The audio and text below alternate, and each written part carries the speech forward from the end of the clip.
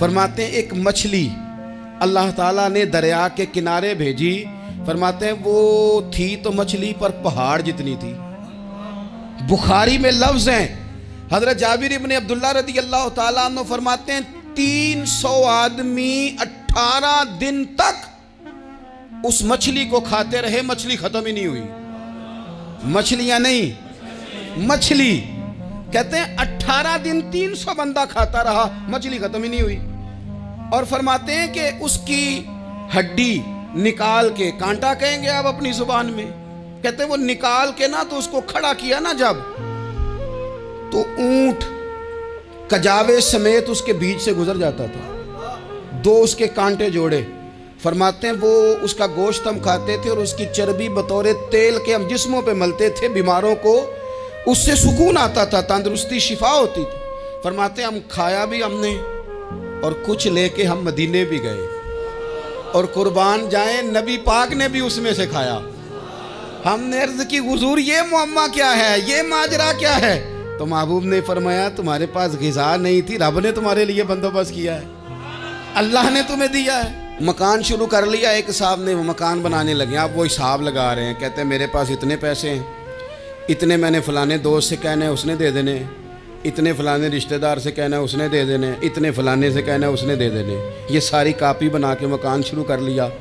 جو روز کہتا تھا نا کوئی حکم ہو جاتے 10 ہی, سب سے پہلے اس کو کہا میاں پیسے چاہیے دین. وہ کہندا ہو کل ہی منڈا ٹوریا ہے, کہتے تو پرسوں 10 داتے لب جانے سن. میں آپ کو اپنے تجربے کی بات بتا رہا ہوں. جن لوگوں کا خیال ہوتا ہے نا کہ آپ سٹارٹ کریں فلانا کام, ہم آپ کے ساتھ ہیں, اللہ کا ہی کوئی نظام ہے, وہ بالکل بھی نہیں ساتھ ہوتے. لیکن ایسا نہیں ہے کہ کوئی ساتھ نہیں ہوتا. اللہ تعالیٰ بڑے اسباب پیدا کرتا ہے, وہاں سے دیتا ہے جہاں سے گمان بھی. ہمارا یہ ذہن بن جاتا ہے ہم ساری اپنے حساب سے چلتے ہیں, اتنے رشتہ داروں سے اتنے, کون آپ کے ساتھ چلے گا, سوال ہی نہیں پیدا ہوتا. یہ سارے کام چھوڑ کے سب سے پہلے 2 رکعتیں پڑھو, اپنے رب کی بارگاہ میں, رسول کائنات کی بارگاہ میں گزارشات اور استغاثے پیش کرو, وہاں سے خیر طلب کرو. دنیا دار کیا دیں گے, کیا دے سکتے ہیں, کیا حیثیت ہوتی ہے کسی. اللہ کہتا ہے وہاں سے دوں گا. تو جو اللہ مال دے وہ لینا چاہیے کہ رشتہ داروں کا مال دیکھنا چاہیے؟ جو اللہ دے وہ لینا چاہیے کہ سیٹھوں نوابوں کی جیبیں دیکھنی چاہیے؟ جو اللہ دے وہ قبول کرنا چاہیے یا دیکھنا چاہیے کون سا آدمی کہاں پہنچ گیا؟ چھوڑو, اپنی مٹی پہ چلنے کا سلیقہ سیکھو.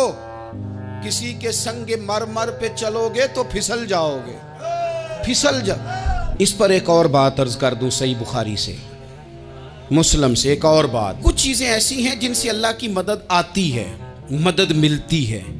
ایک چیز ان میں سے ایسی ہے جس سے بہت مدد نازل ہوتی, وہ ہے کہ جب رب آپ کو دے نا تو پھر آپ بھی اس کے رستے میں دیں, پھر مدد آتی ہے, پھر اور آتا ہے. بخاری مسلم میں حدیث ہے, یہ زیادہ ہی توجہ طلب امر ہے, اس پر آپ غور کریں گے.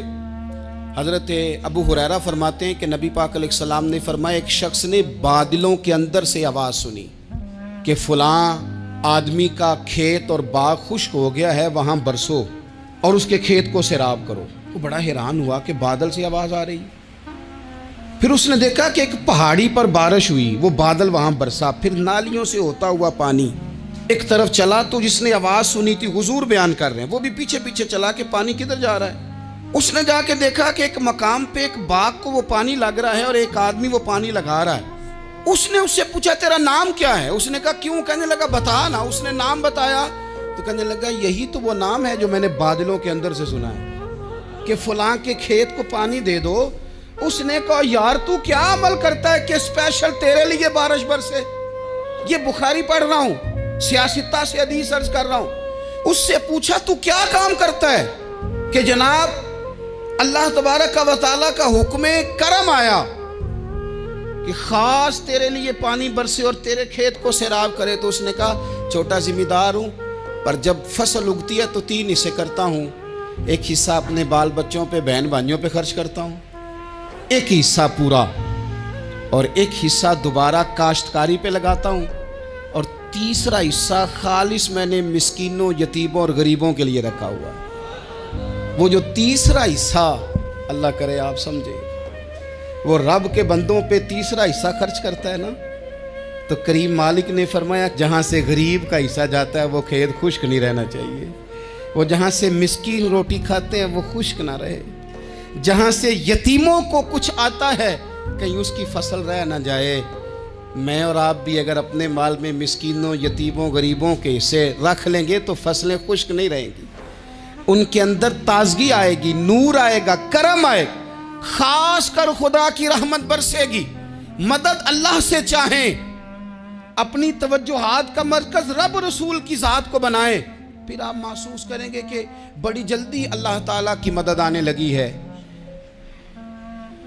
کبھی آپ صرف کہہ دیں نا میرا رب میرے ساتھ ہے، اس لفظ میں اتنی طاقت ہے کہ دشمن ویسے زہر ہو جاتا ہے۔ زندگی میں کسی سے بھی لڑائی ہو اچھی طرح سوچ لیں کہ اللہ اس طرف ہے یا اس طرف ہے۔